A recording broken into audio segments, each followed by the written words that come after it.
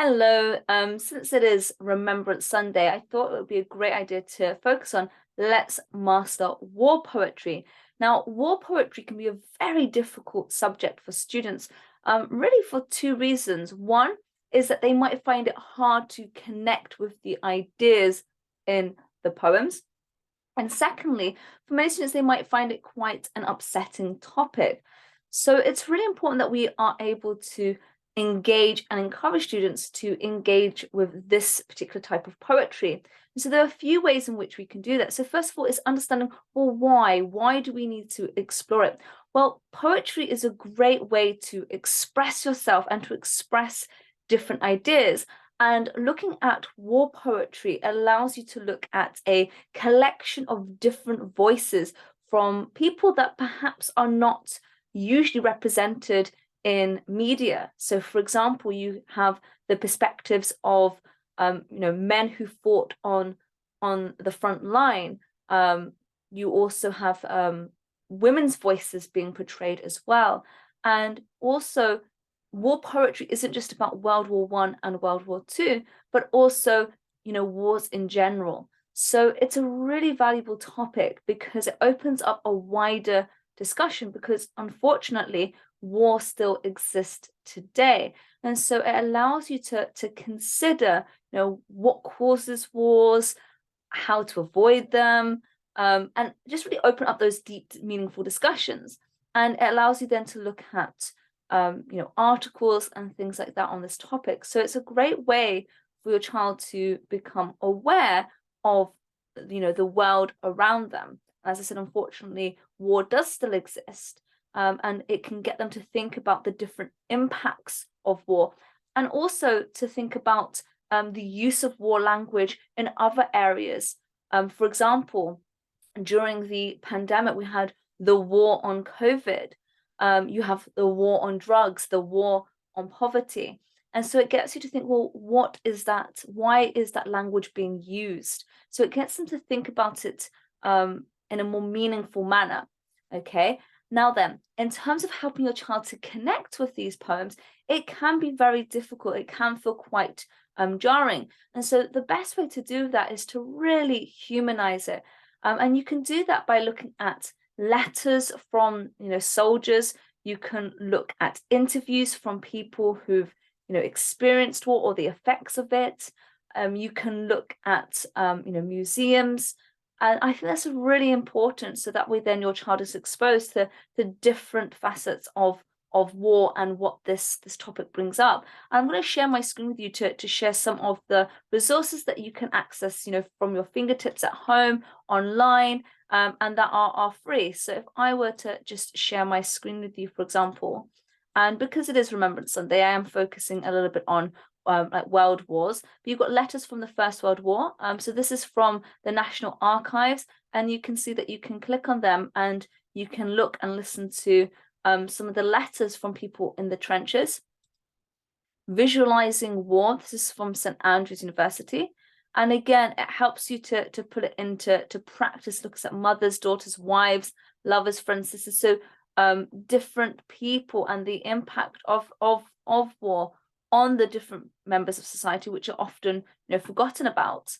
And then we've got voices, the voices of war. Again, this is a great site because again, it looks at perhaps people who are often forgotten about. So it's different people and the impact of war on them. So it looks at it from a very diverse space, which is really important.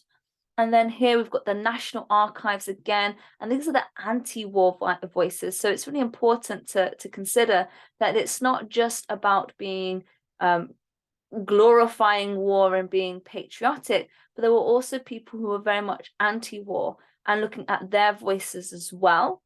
And then we've got World War II letters, again from 1900s.org.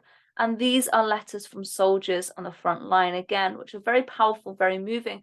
And it can just help to humanize the experiences of these people. So that way then your child can connect with the themes and ideas on a deeper manner and allow them to think about, well, what is the poet's intentions? What were they trying to do? And then letters to loved ones, again, very, very poignant as well. And again, love letters, it means like to family members. So it helps them to think about the relationships between family members, friends, and how war impacted them as well. And you can see it as well, there are, it helps to contextualize it as well, like children and things like that as well. So it's a great site to use. And again, BBC World War II people, and again, letters from individuals again here.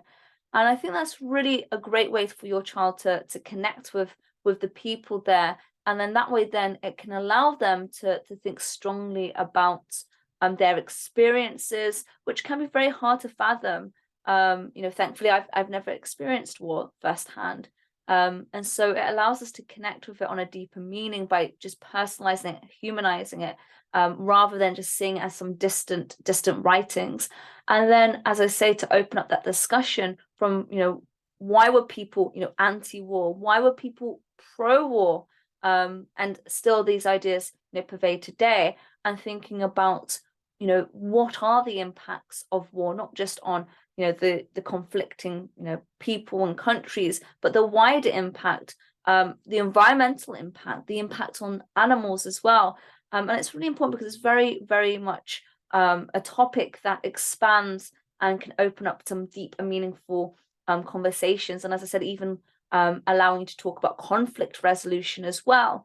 But obviously, as a guide, make sure that with anything that you are making sure then checking in that your child is okay, because it is a very deep subject and can be quite upsetting. So it's really important to check in, make sure that your child is okay and feeling okay. And so that way then they're, able to engage in a place of, critical mindedness, and we don't want them to feel too upset or traumatized by the readings as well. So just check in on them, and I think that would be really powerful for them. I will also put the links to all of these sites in the comments, so that way then you have access to them. But let us know, what you think of this video, and I hope this helps for your child to connect with this topic, which is very important, because as I said, a lot of it is very heartfelt. Some of these all of these poems are very heartfelt, very poignant, and they are very important because it allowed people to express their thoughts, their feelings, and it can be very impactful and allow you to connect on a deep human level, which is what English is all about. It's about expressing those voices, those stories, and also it allows you to then start to think about wider interpretations, wider voices, so that way then your child is able to develop that understanding of different perspectives and points of view. So let us know in the comments what you think. I hope this helps. Bye for now.